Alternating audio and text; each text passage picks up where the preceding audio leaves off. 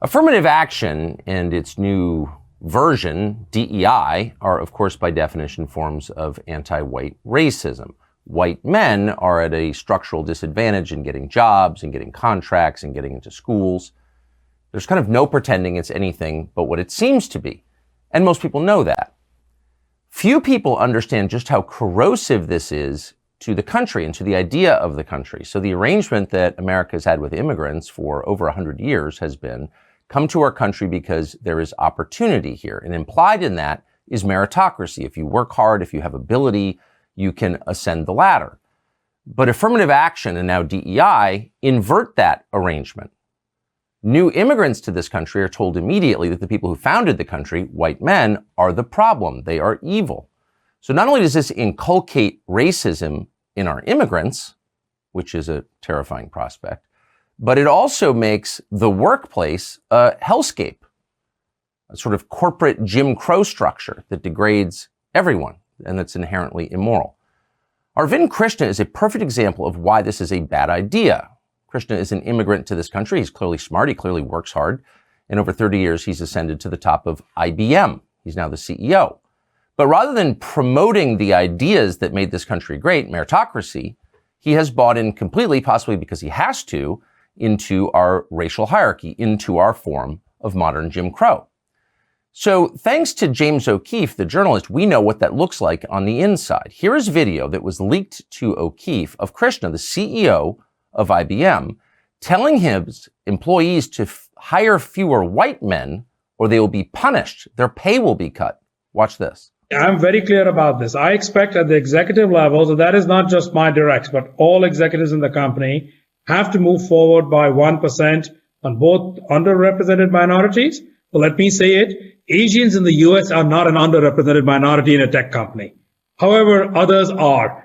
Ditto on gender diversity. So we take underrepresented and gender. You got to move both forward by a percentage. That leads to a plus on your bonus. By the way, if you lose part of your bonus. So how did an immigrant to this country, who clearly has a lot going for him, probably arrived here thinking this was a meritocracy, wind up supporting racial fascism? It's a great question, and one that we should think deeply about as tens of millions of new immigrants pour across our border. So the other man you saw in that video works for a company called Red Hat. That's a subsidiary of IBM. On that very same call, he bragged that past employees who pushed back against corporate racism, against DEI initiatives, were fired from the company. Watch. But the assertion there is no accountability around DEI efforts at Red Hat is really not the full picture. And as Arvind very much pointed out, and I very much understand, I am accountable. I hold myself accountable. He holds me accountable, as does the board for all of IBM. But we also hold the leadership at Red Hat accountable for that. I mean, I'll be very candid. Without an exception for privacy, I could name multiple leaders over the last year plus that were held accountable to the point that they're no longer here at Red Hat because they weren't willing to live up to the standards that we set in this space. So in the public conversation, affirmative action, DEI, diversity are described with the language of sensitivity and inclusion. We're just trying to bring everybody in. But in practice, and we now know this thanks to these videos and others like them, in practice, this is an even more vicious form and a much more widespread form of Jim Crow. And obviously it's incompatible with the existence of the United States of America. So what do we do about it? Well, of course, the Civil Rights Division, the Justice Department, is doing nothing about it. They are affirmatively opposed to civil rights. But Stephen Miller is doing something about it, thank heaven. He's the founder of America First Legal, and he joins us now. Stephen, thanks so much for coming on. How would you describe what we just saw? A fascinating, albeit chilling window into the reality of corporate America today. We're all familiar with DEI, diversity, equity, and inclusion. We're broadly familiar with the idea that corporations, universities, as well as government agencies have established policies to promote or exclude people based solely on race or national origin.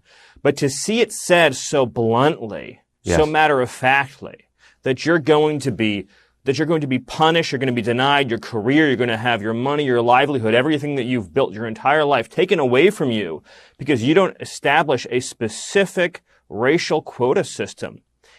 Blatantly illegal, of course. Let's be very clear.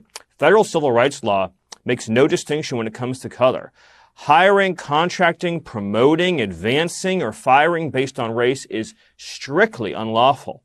But also the way that they say it, almost with a kind of glee, almost with a kind of satisfaction that we are doing this to innocent people and we're happy about it and we're proud about it and we're bragging about it. It speaks to just how deep the rot is throughout corporate America, much worse, I would say, than many of us even imagined. If you're having this conversation on a video call, just imagine the kinds of things people are saying when they don't believe that there's any possibility of being recorded at all. Yeah, and the effects are real. This destroys people's lives. And there are many measures of that. One is the relative suicide rate of white men and black women. One is among the highest in the country, probably the highest, and the other is the lowest. And they're not what you think. They're the opposite of what you think. So this kills people, of course. And whenever you tell large mobs that one group is evil and responsible for all your problems, ultimately you're going to get violence against that group. So this needs to be stopped. Nobody's doing anything about it. The demonization process has been underway, of course, for quite some time and has gotten radically worse recently. Let's take a step back, though, for a second. All societies fundamentally will have one of two possible systems of governance. They will either have an aristocracy or a meritocracy. Right. All places that have ever existed everywhere have existed under one of these two systems. Now, some aristocracies are a little bit more benign, right? They might be aristocracies like we had in England based upon hereditary privileges and dukes and earls and barons, but they still had a system of natural rights and natural law and basic legal protections. Then you have the Soviet system of aristocracy based on loyalty to and faith in the party and your willingness to hurt and punish people who aren't part of that system. What we have now is a merger of the Soviet style of hierarchy with a system of racial hierarchy. So it's completely soul-crushing, spirit-crushing. It is designed to deprive people of everything that makes them human.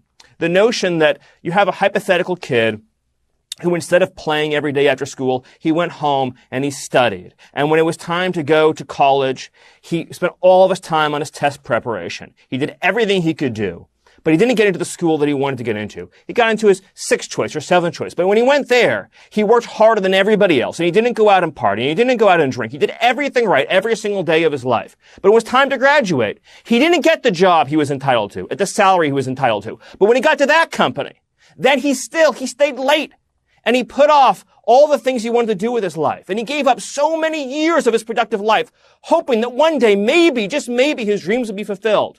And then somebody came along and said, you are not the right race. You are a straight white male. You are not getting this job. And in fact, because you haven't promoted people based on this system, your life is over now. Then maybe that person can't afford to pay for his children anymore. Maybe that man gets a divorce. Maybe his whole life unravels. How many times does this happen in a year to thousands of people? The system is meant to crush spirits, to break people. And that is what it's doing. And that's why we at America First Legal are indeed fighting back. As far as I'm aware, we are the only nonprofit that has a full-time helpline.